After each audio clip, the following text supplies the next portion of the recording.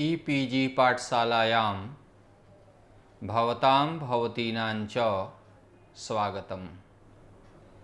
मम नाम रामराज उपाध्यायः।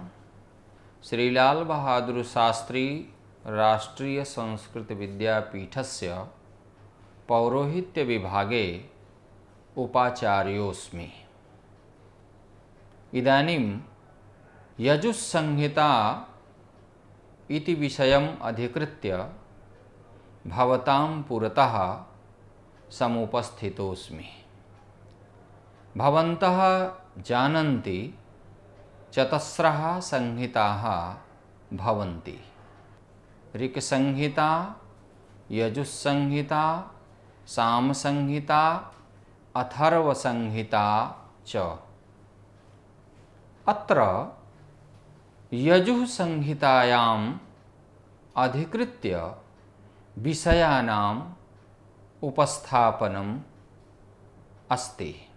आदौ प्रस्तावना प्रस्तूयते।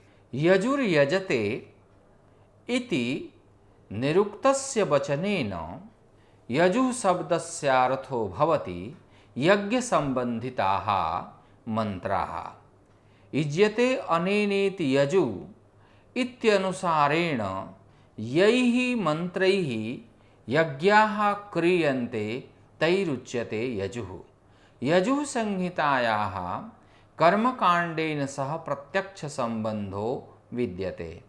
एतदर्थम् अस्य वेदस्य नाम अध्वर्युवेदोऽप्यस्ति। यज्ञेष्वध्वर्यु नाम्नः ऋत्विजः प्रतिनिधित्वं करोति।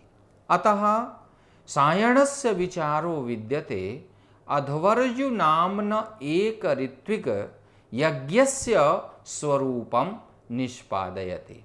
ऋक्भाष्य भूमिकायाम् अस्य कृते आगच्छति अध्वरं युनक्ति अध्वरस्य नेता। प्रसिद्धमस्ति अनियताक्षरावसानो यजुः, अर्थात् यत्र अक्षराणां संख्या निश्चितं नास्ति तत्र यजुः भवति। पूर्वमीमांसायाः कथनं विद्यते शेषे यजुः शब्दः पद्यात्मकाः गीत्यात्मकाश्च रहिताः मन्त्राः यजुः संहितायां प्राप्यन्ते।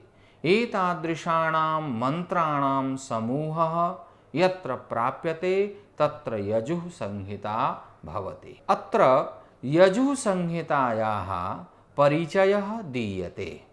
वेदा हि यज्ञार्थमभिप्रवृत्ता इत्यनुसारेण वेदानां मुख्यप्रतिपाद्यः यज्ञाः सन्ति। यज्ञानां सम्पादनाय यजुर्वेदे मन्त्राः सङ्कलिताः सन्ति। जानन्ति भवन्तः यज्ञानां सम्पादनाय चत्वारो ऋत्विजो भवन्ति, येषां नामानि होता, अध्वर्यु, उद्गाता, ब्रह्मा च विद्यते। एतेषु ऋत्विक्षु यज्ञस्य मुख्यं विधानम् अध्वर्युः प्रतिपादयति। अध्वर्युः यजुर्वेदस्य ऋत्विगस्ति। यज्ञविधिषु अति सन्निधिम् अस्ति यजुर्वेदस्य। यजुर्वेदस्यागमनं वायोः सञ्जातं। यजुर्वेदस्य विभाजनं द्विधा प्राप्यते, शुक्लयजुर्वेदः कृष्णयजुर्वेदश्च। विषयेऽस्मिन् पुराणे स्वेका आख्यायिका विद्यते। भगवता वेदव्यासेन स्वशिष्यान् वेदस्य प्रचाराय प्रसाराय आदिष्टवान्। तत्र लिख्यते आदौ ब्रह्मपरम्परया प्राप्तं वेदं मन्दमतीन् मनुष्यान् विचिन्त्य तत्कृपया चतुर्धा पैलवैशम्पायन जैमिनी सुमन्तुभ्यः क्रमादुपदिदेशः इति वचनं यजुर्वेदभाष्येऽपि प्राप्यते। अर्थात् ऋग्वेदस्य आचार्याः पैलमहोदयाः, यजुर्वेदस्य आचार्याः वैशम्पायनमहोदयाः सामवेदस्य आचार्याः जैमिनी महोदयाः अथर्ववेदस्य आचार्याः सुमन्तु महोदयाश्च अभवन्। व्यासशिष्यः वैशम्पायन महोदयाः याज्ञवल्क्यादि नैकान् शिष्यान् यजुर्वेदस्याध्यापनम् अकारयत्। कालान्तरे केनापि कारणेन वैशम्पायनाचार्यः याज्ञवल्क्येन असन्तुष्टो जातः। क्रोधवशेन आचार्येण उक्तम् अस्माकं यजुषाणां ग्रहणं मा कुर्वन्तु। तर्हि यज्ञे याज्ञवल्क्येन यजुषाणां वमनं कृतम्। तदा वैशम्पायनस्य शिष्याः तित्तिरिस्वरूपं धारणं कृत्वा तेषां वान्तयजुषाणां संग्रहणम् अकुर्वन्। अस्मात् कारणात् अस्याः संहितायाः नाम तैत्तिरीयसंहिता विद्यते। आख्यायिकया एवं ज्ञायते तैत्तिरीयसंहितायां वान्तयजुषाणां संग्रहोऽस्ति। उच्छिष्टकारणाद् एव अस्याः संहितायाः स्थानं कृष्णयजुर्वेदसंहितायाम् अभवत्। तदनन्तरं याज्ञवल्क्येन सूर्यस्याराधनं कृतं। तेन अनुग्रहेण यजुषाणां प्राप्तिः अभवत्। वाजिस्वरूपस्य धारणं कृत्वा दिवसस्य मध्यकाले भगवता सूर्येण याज्ञवल्क्यम् आदिष्टः। अस्माद् एव कारणात् अस्याः संहितायाः नाम वाजसनेयी संहिता विद्यते। मध्ये दिवसे उपदिष्टत्वात् अस्या परनाम माध्यन्दिनीया संहिता अभवत्। प्रकाशे अस्याः संहितायाः उपदेशः जातः। एतदर्थम् अस्य नाम शुक्लयजुर्वेदः अभवत्। विषयेऽस्मिन् मैकडॉनल् महोदयस्य कथनं विद्यते। वाजसनेयी संहितायां ते एव मन्त्राः संकलिताः सन्ति येषां प्रयोगः शुद्धयज्ञेन सम्बन्धितोऽस्ति। अनेन कारणेन अस्याः संहितायाः नाम शुक्लयजुर्वेदसंहिता अभवत्। तैत्तिरीयसंहितायां मन्त्रसमुदायानां ब्राह्मणादिभागानाञ्च संयुक्तं संग्रहं विद्यते। एतस्मात् संकीर्णरूपात् अस्या नाम कृष्णसंहिता इति ख्यातम्। शुक्लयजुर्वेदसंहितायां केवलं मन्त्राः प्राप्यन्ते। यजुःसंहितायाः वर्णविषयाः यथा पूर्वम् अकल्पयत्। यजुर्वेदः शुक्लो कृष्णश्च। शुक्लयजुस्संहितायां मन्त्रसंहिता वाजसनेयी संहितेति नाम्ना ख्यातम् अस्ति। अस्यां संहितायां 40 अध्यायाः प्राप्यन्ते। प्रथम-द्वितीयाध्याययोः दर्शपूर्णमासेष्टिसम्बन्धितानां मन्त्राणां वर्णनम् अस्ति। तृतीयेऽध्याये अग्निहोत्राय यज्ञाय ये मन्त्राः प्रयुक्ताः भवन्ति ते संगृहीताः सन्ति। अत्र चतुर्षु मासेषु अनुष्ठेयत्वात् चातुर्मास्ययज्ञोपयोगिनः मन्त्राः प्राप्यन्ते। चतुर्थाध्यायतः अष्टाध्यायं यावत् सोमयागे प्रयुक्तानां मन्त्राणां संग्रहः प्राप्यते।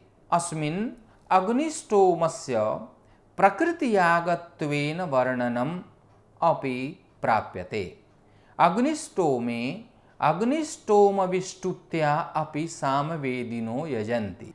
अस्मिन् सोमस्योपलखण्डेन कुट्टनं कृत्वा रसक्षरणं कार्यते। तेनैव प्रातः मध्याह्नसायङ्काले चाग्नौ हवनं क्रियते। अस्य नाम प्रातः सवनं माध्यन्दिन सवनं सायं सवनादिकञ्च विद्यन्ते। अस्मिन् राजसूययज्ञस्यापि विधानं प्राप्यते। अत्र द्यूतादिक्रीडा अस्त्रादिक्रीडा च वर्णिताः सन्ति। नवमदशमाध्याययोः अनेन यज्ञेन सम्बन्धितानां मन्त्राणां संकलनं प्राप्यते। एकादशाध्यायतः अष्टादशाध्यायपर्यन्तम् अग्निचयनं भवति। अत्र वेदीनिर्माणाय विधयः प्रतिपादिताः सन्ति। अत्र 800+ इष्टिकानाम् आवश्यकता विद्यन्ते। इष्टिकानाम् आकारप्रकारम् अपि वर्णिताः सन्त्यत्र। ताभिः इष्टिकाभिः वेद्या आकृतिः पंखप्रसारितपक्षी इव भवति। षोडशाध्याये शतरुद्रीयहोमस्य प्रसङ्गम् अस्ति। अस्मिन् अध्याये रुद्रस्य साङ्गोपाङ्गं विवेचनं प्राप्यते। अष्टादशेऽध्याये वशोर्धारामन्त्राः गदिताः सन्ति। सर्वेषु यज्ञादीनाम् अवसरेषु पूर्णाहुत्यनन्तरं वशोर्धाराप्रयोगस्य विधानं प्राप्यन्ते। तदनन्तरं 3 अध्यायेषु 19तमेऽध्याये 20तमेऽध्याये 21तमेऽध्यायेषु च श्रौत्रामण्यज्ञस्य विधानं विहितम् अस्ति। लोके श्रूयते सोमस्याधिकपानेन इन्द्रः रुग्णः जातः। तस्य रोगस्य प्रशान्तये श्रौत्रामण्यज्ञस्य विधानं निर्दिष्टम् अस्ति। अनेन यज्ञेन एवास्य चिकित्सा क्रियते। वैदिकवाङ्मयस्येतिहासे लिखितमस्ति, राज्यच्युतनृपाय पथकामयजमानाय सोमरसानुकूलतया पराङ्मुखजनाय चास्यैव यज्ञस्यानुष्ठानं विहितम् अस्ति। श्रौत्रामण्यां सुरां पिबेत् इति सोमरसेन सह सुरापानस्यापि विधानं प्राप्यते। 22 25पर्यन्तम् अश्वमेधस्य यागस्य मन्त्राणां निर्देशः संहितायां प्राप्यते।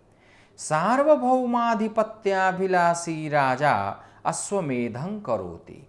अश्वमेधयज्ञस्य सम्पूर्णं वर्णनं शतपथब्राह्मणस्य 13 काण्डे कात्यायनश्रौतसूत्रस्य 20तमेऽध्याये च विद्यते। 26अध्यायतः 29अध्यायपर्यन्तं खिलमन्त्राणां वर्णनम् अस्ति। 30तमेऽध्याये पुरुषमेधयागस्य वर्णनम् अस्ति। अस्मिन् 84+100 पदार्थानाम् आलम्भनस्य निर्देशः प्राप्यन्ते। प्रायशः जनाः वदन्ति अत्र आलम्भनं नाम वधो अस्ति, परञ्चैवं नास्ति। श्रीमद्भागवतमहापुराणे लिखितमस्ति, परोक्षवादी वेदोऽयं बालानां हितकारकं वेदस्यादेशः परोक्षरूपेण अर्थात् रहस्यरूपेण जनानां समक्षे भवति। तस्य रहस्यावलम्बनं कृत्वा आचरणीयः। आलम्भन शब्दस्यार्थः यदि वधं भविष्यति चेत् परिणयसंस्कारे हृदयालम्बनप्रकरणे पुरुषः कन्यायाः हृदयस्य आलम्बनं करोति। तत्र स्मृतिकाराः वदन्ति हृदयालम्बनम् इति हृदयस्पर्शः। एवम् उचितं प्रतीयते। वैदिकवाङ्मयस्येतिहासे लिखितमस्ति, भारतवर्षे कदापि पुरुषमेधो न अभवत्, केवलोऽयं काल्पनिको यज्ञः। यज्ञेऽस्मिन् पुरुषस्य नानाप्रतिनिधिभूतवस्तुहेतवे विभिन्नपदार्थानां दानस्य विधानम् अस्ति। इयं पंक्तिं सुष्ठुतमं प्रतिभाति। अस्मिन् अध्याये तात्कालिकस्य प्रचलितस्य व्यवसायस्य वृत्तेस्तथा कलाकौशलस्य चापि यत्किञ्चित् परिचयः प्राप्तो भवति। तस्य दर्शनं विद्यते। 31तमेऽध्याये पुरुषसूक्तम् अस्ति। अस्मिन् अध्याये ऋग्वेदस्यापेक्षा षण्मन्त्राः अधिकाः वर्तन्ते। 33तमे चाध्याये सर्वमेधस्य मन्त्राः लिखिताः सन्ति। 34तमेऽध्याये प्रारम्भे एव शिवसङ्कल्पसूक्तस्य मन्त्राः प्राप्यन्ते। 35तमेऽध्याये पितृमेधस्य सम्बन्धितानां मन्त्राणां सङ्कलनम् अस्ति। 36 आरभ्य प्रवर्गस्य यागस्य वर्णनं दृश्यते। अन्तिमेऽध्याये ईशावास्योपनिषत् अस्ति। अग्रिमः प्रकल्पः विद्यते। यजुःसंहितायाः शाखाः। यजुर्वेदः कल्पतरुः शुक्लकृष्ण इति द्विधा इत्यनेन चरणव्यूहसूत्रवचनेन यजुर्वेदः द्विविधः शुक्लो कृष्णश्च।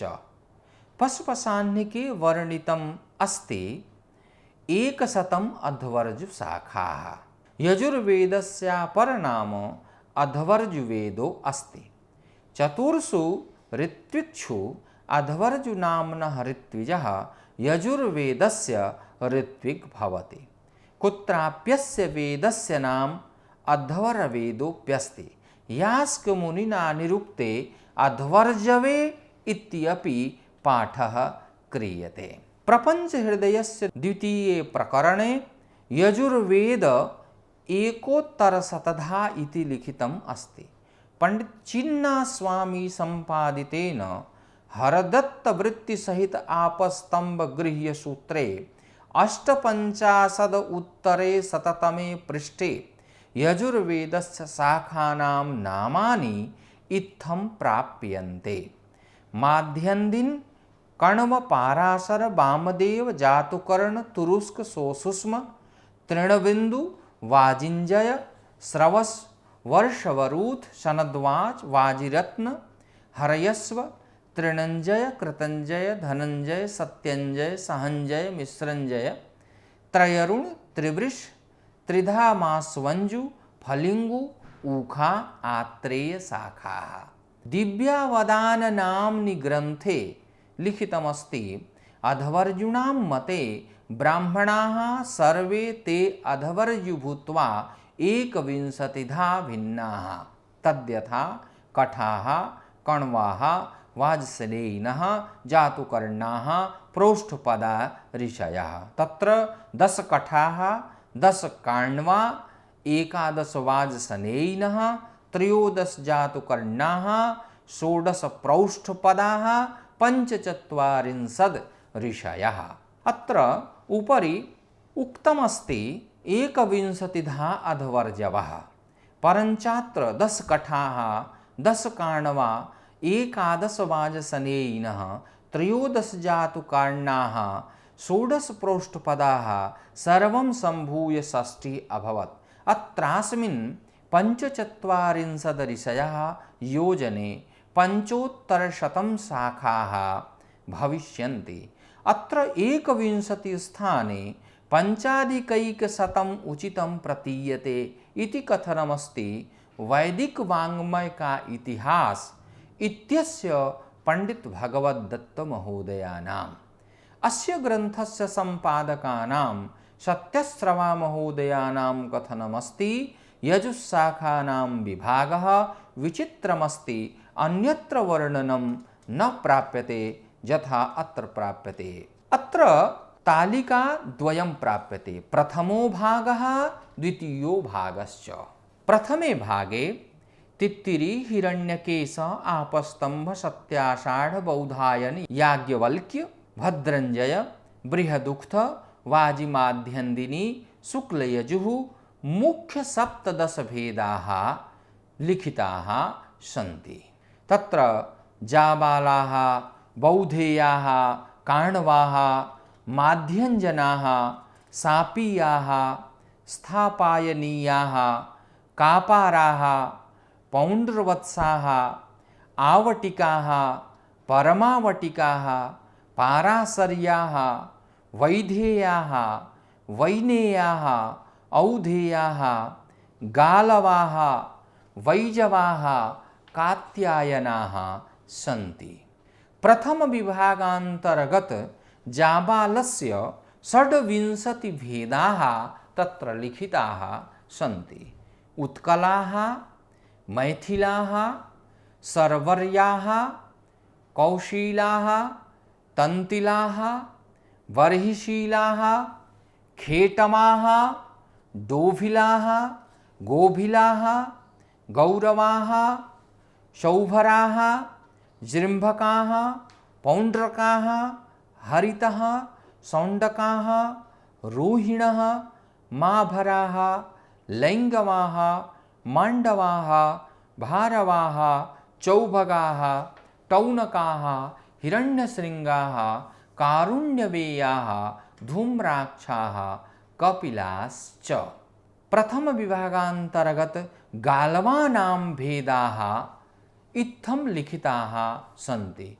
कार्णाः, कुब्जाः, सारस्वताः, अङ्गजाः, वङ्गजाः, भृङ्गजाः, यावनाः, शैवजाः, पालीभद्राः, नैलवाः, वैतानलाः, जनिस्रवाः, भद्रकाः, शौभराः, कुशिस्रवाः, बौध्यकाः, पाञ्चालजाः, ऊर्ध्वागजाः, कुशेन्द्रवाः, पुष्करणीयाः, जयत्रवाराः, ऊर्ध्वरेतसः, कथसाः, पालासनीयाः। द्वितीयो विभागः अस्ति वाजसनेय, याज्ञवल्क्य, कणवादि 15 शुक्लयाजुषाणां वर्णनम् अत्र प्राप्तम्। कण्वाः, कठाः, पिञ्जुलकठाः, जृम्भककठाः, औदलकठाः, सपिक्षलकठाः, मुद्गलकठाः, शृङ्गलकठाः, सौबरकठाः, मौरसकठाः, चञ्चुकठाः, योगकठाः, हसलकठाः, दौशलकठाः, घोषकठाः। अनेन प्रकारेण तृतीये विभागे तैत्तिरीयाः, औख्याः, काण्डिकेयाः, आश्रयस्तम्भी बौधायनीयाः, सत्याषाढी, हिरण्यदेशी, श्रौधेयी इत्यादयः वर्णिताः सन्ति। चरकादि 12 भेदानां वर्णनम् अत्र प्राप्यते। चरकाः, आहवर्काः, कठाः, प्राच्यकठाः, कपिष्ठलकठाः, चारायणीयाः, वार्तलवेयाः, श्वेताः, श्वेततराः, औपमन्यवाः, पातन्द्रणीयाः, मैत्रायणीयाः। अत्र मैत्रायणीयानां 7 भेदाः निगदिताः सन्ति। यथा मानवाः, दुन्दुभाः, ऐकेया, वाराहाः, हारिद्रवेयाः, शामाः, सामायनीयाश्च। सामान्यतया इत्थं शाखाः विषये ज्ञानं कर्तुं शक्नुवन्ति। वेदः यजुर्वेदः, यजुर्वेदस्य भागद्वयं विद्यते, शुक्लयजुर्वेदः, कृष्णयजुर्वेदश्च। शुक्लयजुर्वेदस्य भागद्वयं क्रियते, माध्यन्दिनशाखा, कण्वशाखा। कृष्णयजुर्वेदस्य भागं क्रियते तैत्तिरीयशाखा, मैत्रायणीशाखा, कठशाखा, कपिष्ठलकठशाखा च। अत्र माध्यन्दिनशाखा। अस्मिन्नेव पाठे यजुसंहितायाः परिचये उक्तमस्ति मध्ये दिवसे उपदिष्टत्वात् अस्याः वाजसनेयी संहितायाः अपरनाम माध्यन्दिन संहिता विद्यते। इयं शुक्लयजुषाणां कृते अतीव प्रसिद्धा प्रतिष्ठिता चास्ति। काण्वशाखा। शुक्लयजुर्वेदस्य द्वितीया प्रसिद्धा प्रचलिताश्च शाखा काण्वशाखा विद्यते।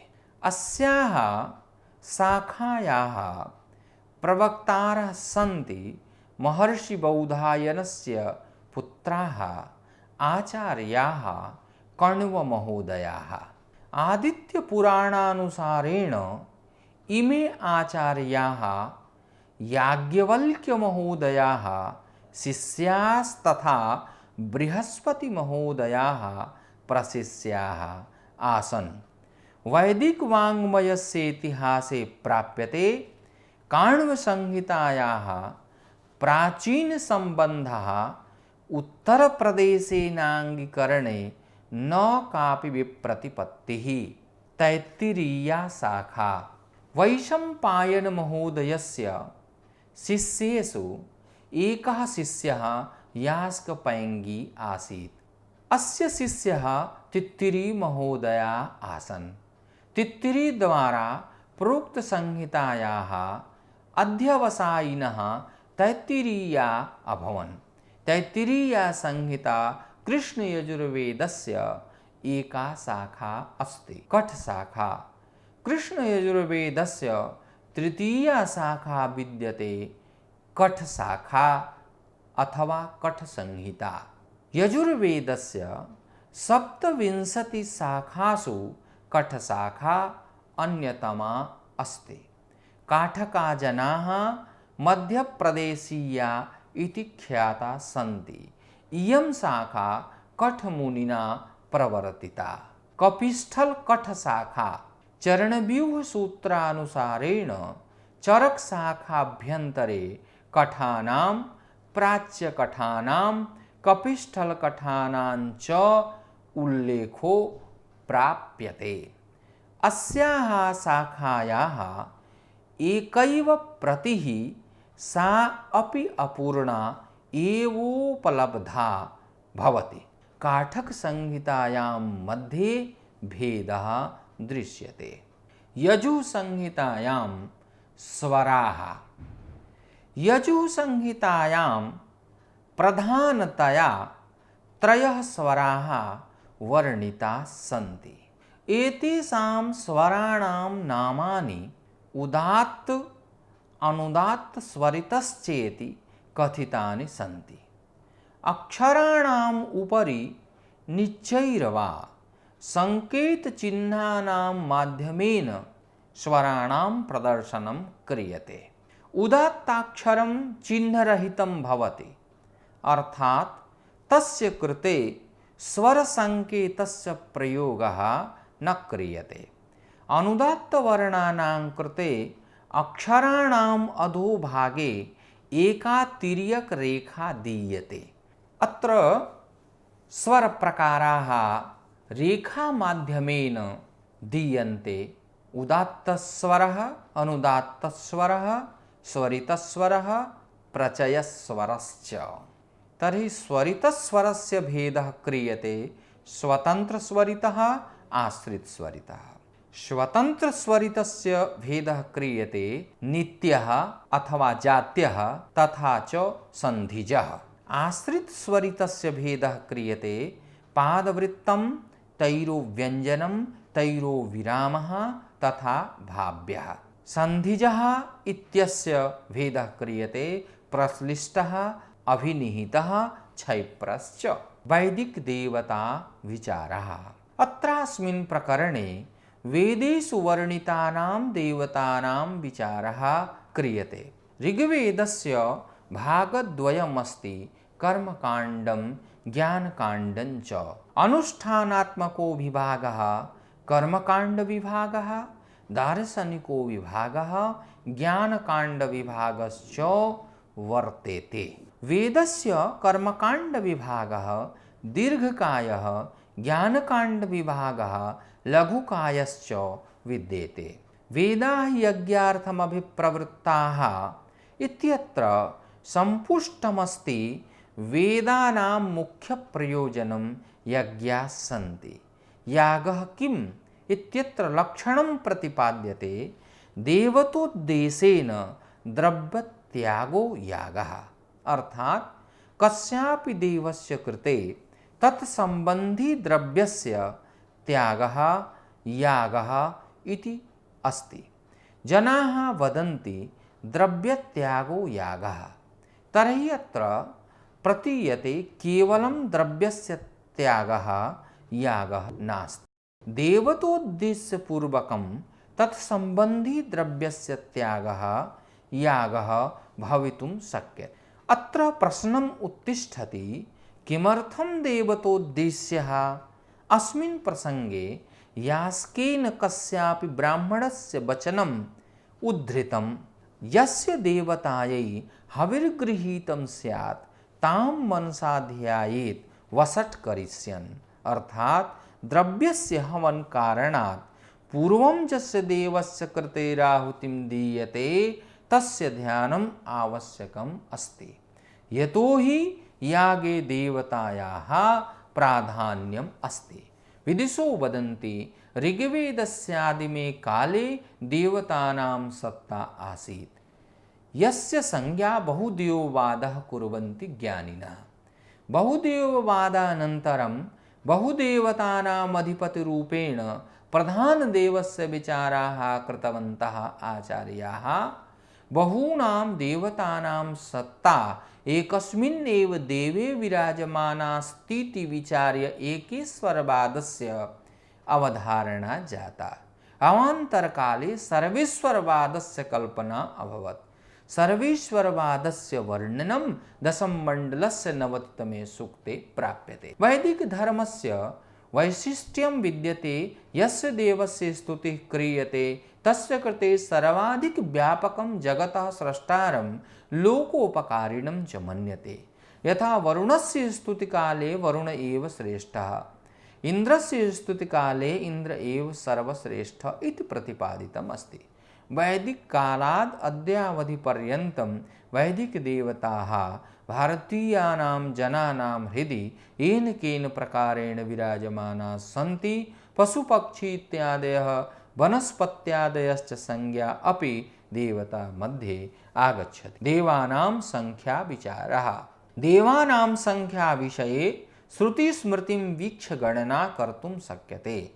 यास्काचार्यानुसारेण त्रयः लोकाः सन्ति। प्रतिलोकेषु एकैकस्य देवस्याधिपतित्वं वर्तते। निरुक्ते विलिख्यते पृथिव्याम् अग्नेः, अंतरिक्षे इन्द्रस्य अथवा वायोः, आकाशे सूर्यस्याधिपत्यम् अस्ति। पृथ्वीलोकस्य देवता अग्निः, अंतरिक्षलोकस्य देवता इन्द्रः, आकाशलोकस्य देवता सूर्यश्च वर्तन्ते।